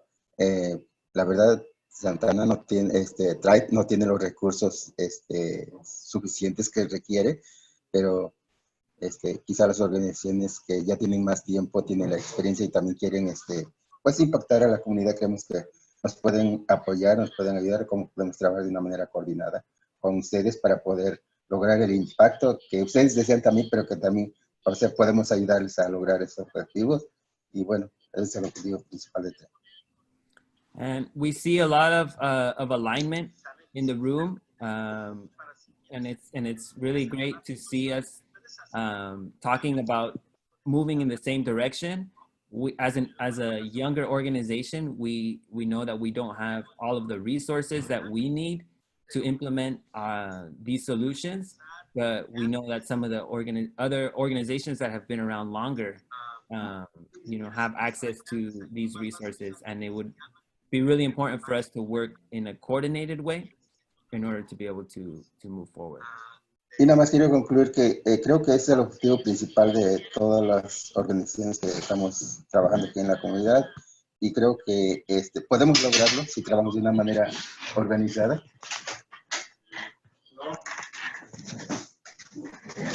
Oye, Pablo. Sí, entonces es todo. Y gracias. Esperamos seguir trabajando de una manera colaborativa con ustedes. So just to conclude, thank you for having us, and hopefully that we can work together moving forward. Thank you so much, Luis and Apolonio. Appreciate you being here today. We're going to move over, looking at the clock here, to Cesar with Kennedy Commission, and I believe we have some slides ready to go here whenever you are, sir. Hey, good morning, President Richardson and folks at SCAG. Thank you for this opportunity and this conversation. Just want to start off quickly who the Kennedy Commission is. We can go on to the next slide. Kennedy Commission works on systemic change resulting in the production of affordable homes for extremely low-income families in Orange County. And with that, we're also looking to increase opportunities in low-income communities. And as Luis mentioned earlier, there's a strong effort to engage community in these discussions. Go to the next slide. Just quickly, We all know the story about affordability. Home ownership, highly unaffordable in Orange County. About 25% of our residents can afford to purchase a home. Go on to the next slide. Just some key findings of a recent study. I think what we forget about the 75% of people who can't afford to buy a home, they have to rent. They have to live somewhere.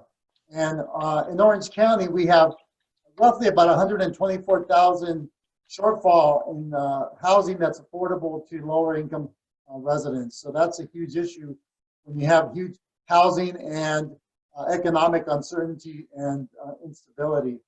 We also see investment in Orange County from affordable housing being low, and that's largely because there's less production, because there's no policies that actually drive affordability. We also wanted to just point out that about 81% of all extremely low-income families are rent burdened, and they pay over 50% of their income towards rent, which is probably not surprising. We see that through a lot of our regions, but that's another face of Orange County we want to present. Just a quick example, renters in Orange County have to earn over $42 an hour to be able to afford a typical two-bedroom apartment, or you can have almost 3.2 or 3.3 jobs to be able to meet that housing burden. Next slide, please.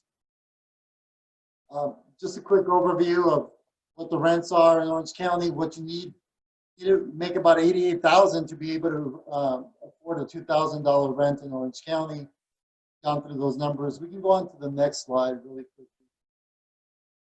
Just another face of Orange County. I think this is a recent report from OCBC in regards to the job openings that are predicted in the next 10 years or so, from 14 to 24. And we see that if you look at this pie chart, roughly about 70% of 75% of all the job openings will be in the low and mid skill category, which means that most families will be making $53,000 or less, right? And then we have, of course, some higher skill jobs that pay a little bit more. We look at the high income cost of housing. That's a connection we need to make in terms of the jobs that are here. And on to the next slide, please. Just quickly, I think we also wanted to highlight a lot of discussion about housing elements in RENA happening now. We're embarking upon that. I just want to say that the number in terms of RENA is probably the least important thing we should be worrying about. Whether it's 2, whether it's 5,000, I think the opportunity here is to look at policy to create equity. Because when we look at opportunity, we should equate that with equity. And just quickly showing you some stats in Orange County, out of our 34 jurisdictions, about 31 have exceeded and overperformed on the RENA on the upper above moderate category in this 5th cycle. And only 2 of the 34 jurisdictions have met their low and very low income need, with most cities actually having little progress, if any, on the low and very low, which is very concerning, knowing that there's a lot of production of housing happening. So I think the other thing that we want to make sure we understand is that this progress that's happening in the low and very low in these cities is because there's a specific policy that's driving the objective of meeting the affordability at low and very low. So whether it's a housing opportunity ordinance, an inclusionary housing ordinance, political will, whatever you want to categorize, the policy is there to incentivize the creation of housing in a more balanced housing way. Next slide, please. The opportunities, I think we see the upcoming housing element cycle for the 6th cycle as an opportunity for community engagement to have real frank conversations on needs and also on solutions, and have the ability to be able to meet the housing needs of the community in a fair and equitable manner.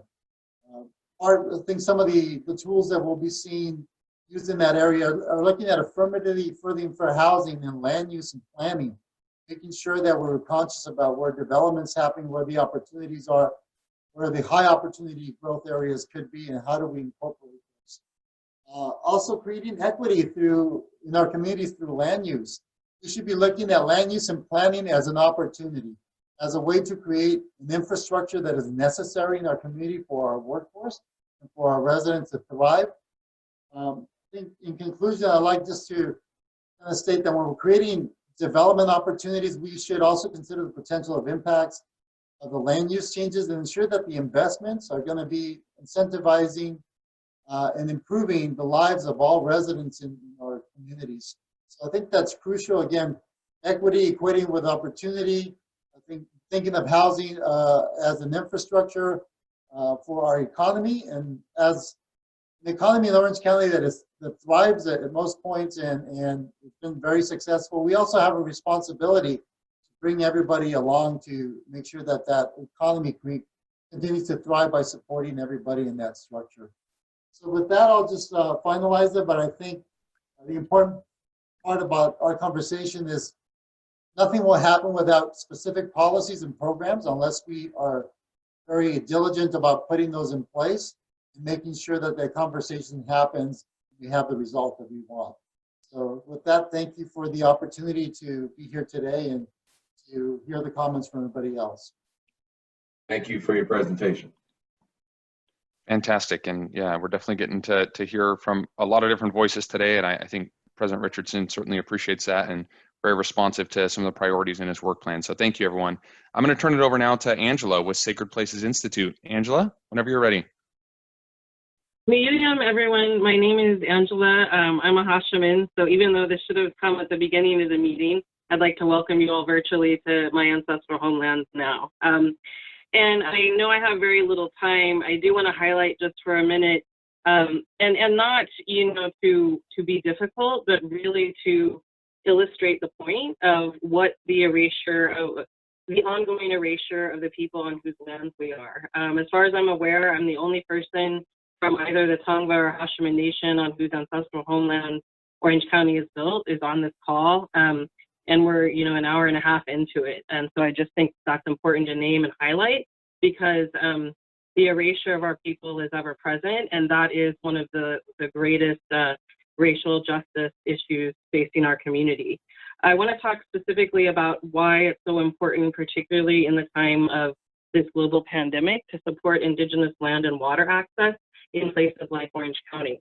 There are no federally recognized Native nations in what's now known as Orange County, which means my nation and the Tongva have no land bases to call our own. Orange County is also one of the most expensive places to live. While I fully support what other folks have said about the need to have affordable housing, I want to really provide the context here, and that is that probably less than 5% of a Hashimin and Tongva people can even afford to own homes in our own homeland. So when we talk about displacement and when folks were displaced, we need to take that timeline back to the 1400s. Because that's when the first forced removal of our people started to happen. This is particularly related to COVID because things like access to gathering our sacred medicines and plants, our capacity to pray at ceremonial sites has been dramatically restricted due to COVID. And again, this is because we are a landless nation. So as landless people who represent some of the most economically exploited segments of society as well, our capacity to practice our religion and our religious freedom has been dramatically impacted by COVID.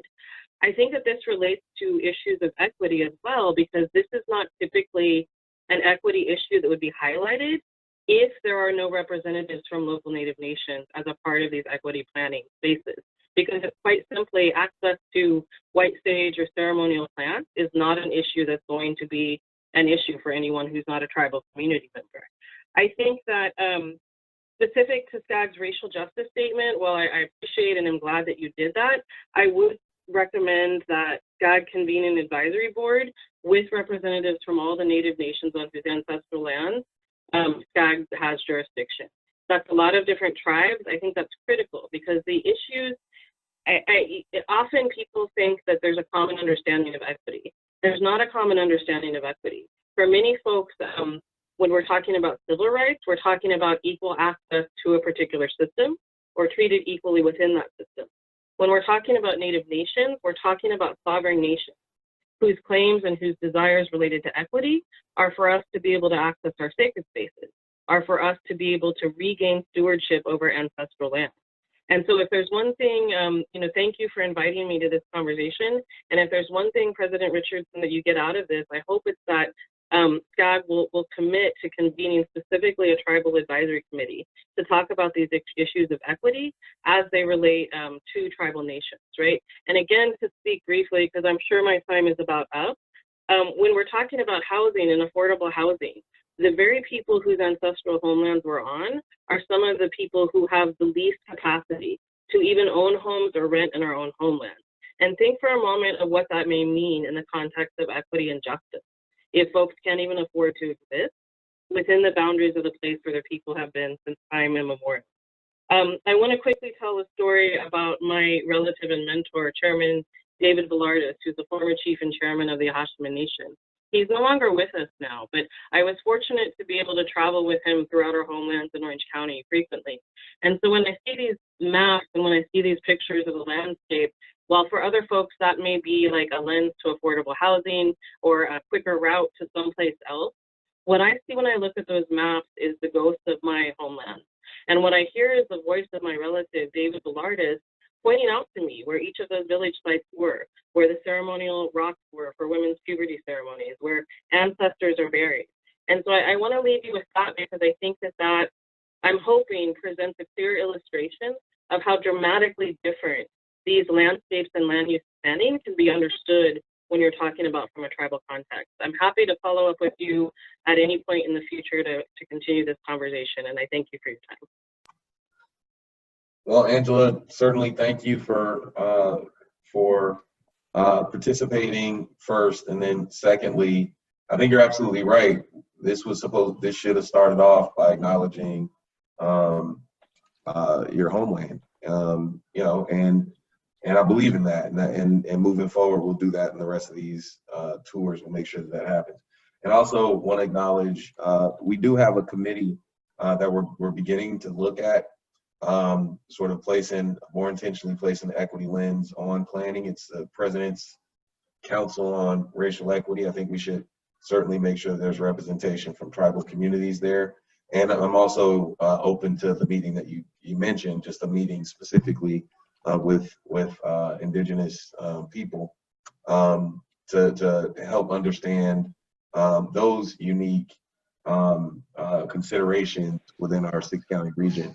So absolutely, I think you hit the nail on the head on all those things. So we'll be following up. Thank you. Fantastic. Thank you, everyone, again for your participation this morning. And I'm going to actually turn it over to President Richardson again here in just a second to recognize the other elected officials who have joined us this morning. I know we had a couple who had to jump off due to other time constraints, but Rex, maybe if you want to just to recognize your colleagues, and then we'll have a couple minutes for any last questions or comments from them, and then I think we'll wrap up. Thank you, everyone, for your time and patience this morning. Sure, and thank you, Jonathan, for being such a good MC and steward of our time. So I see a number of folks are here on the call with us. Our first Vice President, Clint Lorimore, has been here the entire time. Regional Council Member Dean Gross from Los Alamitos is here. Our Regional Council member and Executive Committee member Kim Nguyen from Garden Grove is here. Policy Committee member Trish Kelly from Mission Viejo, and obviously Regional Council member Peggy Wong is here with us as well. So I want to thank all the Regional Council members for taking time to participate in today's tour. And we have just a few more minutes left if we want to have any additional questions or thoughts, and then I'll add some final thoughts before we go. Well, this is Peggy Wong, and on behalf of Orange County and TCA, thank you all for taking a tour of Orange County and getting to know our toll roads and how toll roads will and continue to help the region reach its regional gas emission reduction. And I want to thank all the partners for addressing a very important issue, and that's affordable housing. That is something we need to really focus on and continue to meet the demands of our communities. And I want to especially thank Angela for just bringing up a very important topic, and that is that we have not paid enough attention to our Native American community, and we need to do that. And especially the religious aspect of it, which we have not done a very good job as a nation in addressing. And so I think I look forward to a great partnership with everybody on the call today. I see Cesar. Cesar, thank you so much for your presentation, and as well as Christopher, getting to know all about Santa Ana and what we can do together. And just, again, I want to reiterate what Lucy Dunn previously said.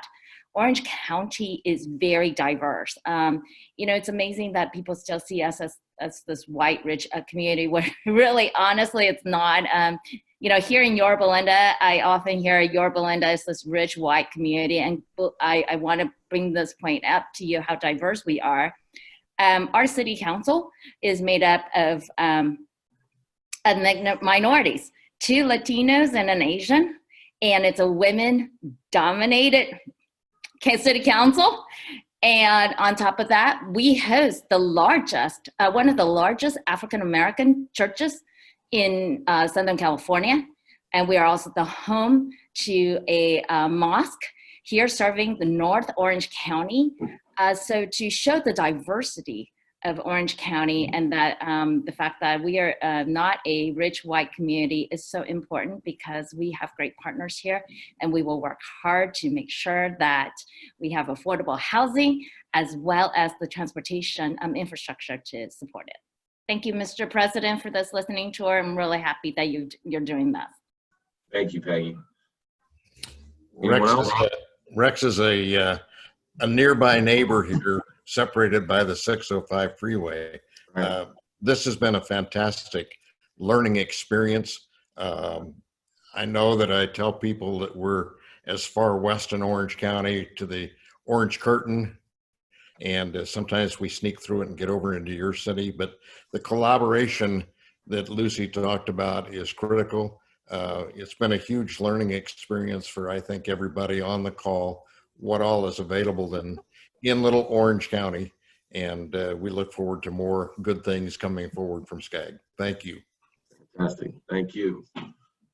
Dean, anyone else? I'd like to say a few words. Sorry, I wanted to close my door. I have a barking dog and the lawnmower is going out. So just really quickly, as we heard from so many great speakers here in Orange County, you know, I took down some notes really quickly. And, you know, Garden Grove is the 5th largest city in Orange County, but oftentimes gets overlooked and forgotten. We used to, I mean, granted COVID, we didn't, but we annually host the Strawberry Festival, which draws over 250,000 people to our city. We are home to Christ Cathedral, as well as the Islamic Society of Orange County. We have 3 congressional districts. We have 3 assembly districts. We are surrounded by Anaheim, Orange, Santa Ana, Fountain Valley, Westminster, Seal Beach, Los Alamitos, Cypress, and Stanton. We are home to Little Saigon and Korean business districts. We have the best performing Kia dealership in the nation. We also have the 3rd largest population of Medi-Cal membership in all of Orange County in the city of Garden Grove, meaning that we have a huge population of low-income families and individuals.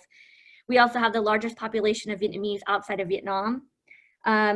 You know, the other thing that I noted, I know President Richardson, one of the things that you're focusing on is on racial justice and equity. And so, you know, Garden Grove has been in the news quite frequently since June for a variety of not great things. We had an incident with Pacifica High School regarding the praise of the Nazis. We had, you know, incidents at Bolsa High School regarding racism towards Asians, regarding COVID. We had the largest BLM protest in June, 3,000 individuals in the city of Garden Grove in Orange County. And it was met with police rallies and an uproar of community members from Garden Grove having blue ribbons posted all over the city.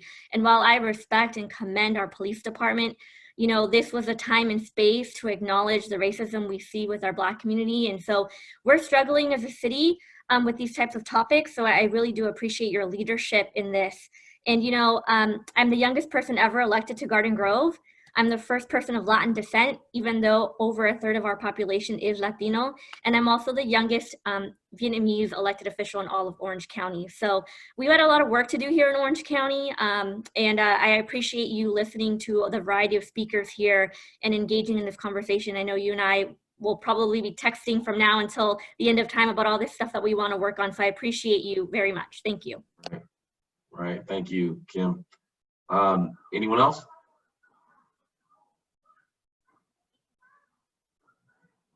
Sandra, Yeah, you trying to say something? Okay. Yeah. I'm from Costa Mesa, and I would reiterate some of what you've already heard. People think of Costa Mesa, they think Performing Arts Center and South Coast Plaza, and it's Those are not bad things to think about. No, wonderful, wonderful things to think about. But it is an image of great affluence, but we are an incredibly diverse community. We're racially diverse, we're economically diverse. And one of the issues that we do face is we have a couple of census tracts that actually, if you factor in the cost of housing, these people are really, really struggling. But they're not quite, we're kind of a wobbler on some of those census districts. So we don't quite qualify for some of the funding. We're just like 1% out of it. And I don't know how we deal with that. And a particular problem there is because we have areas of housing that it's older, it's more affordable. It also goes for less money for those seeking to redevelop. And where we're getting a lot of pressure is the people who come in the door are wanting to eliminate the affordable housing. They don't want to eliminate affordable housing, but they see an economic opportunity to scrape some of the older, smaller apartment complexes for a higher end product. And I think that's probably being faced by a lot of other areas of Orange County as well. Thank you. Thank you for those comments, Sandra. Anyone else? Okay. Well, certainly I want to start by acknowledging and thanking all the presenters this morning. This was certainly an educational, eye-opening morning. Spend the last 2 hours with you. I've learned that Orange County is, a sum of many parts, and you're very incredibly diverse, and it makes me think of the tapestry of fabric, how it's all sort of connected in one tapestry that makes up Orange County, and it's not necessarily made up of buildings or freeway systems or libraries or performing arts centers, but the community is truly made up of people. And all of the work that you're all doing, what really came through was that everyone's really thinking about the way that they impact, the work impacts people. Think about the presentation from Christopher and the Thrive work that's going on. I think about the experiences when folks call out when Peggy talks about the women-led council that she serves on and the diversity within the region. I think of Kim talking about the experiences of people in social justice in Garden Grove. I think about Dean talking about the invisible border between LA County and Orange County, how we're all really just one community and we cross those borders all the time. And that just, that's Southern California.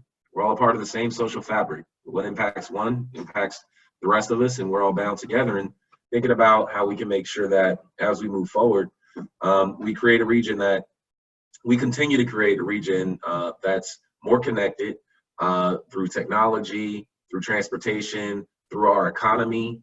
Our port in Long Beach has an impact on the entire region. The education institutions at Cal State Fullerton and UC Irvine are helping make not just the county, but the entire region better.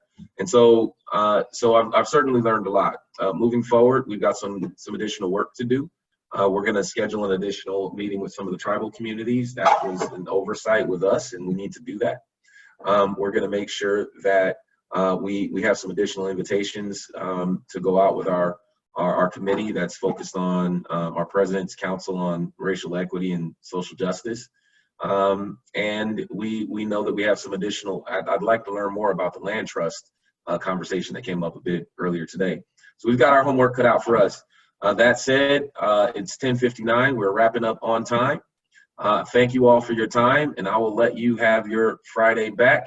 You guys stay cool, beat the heat, All right, wear your mask. Thanks a lot, everyone. Thank you. Thank you. Take care. Thank you. Thank you again, everyone. Thank you, President Richardson.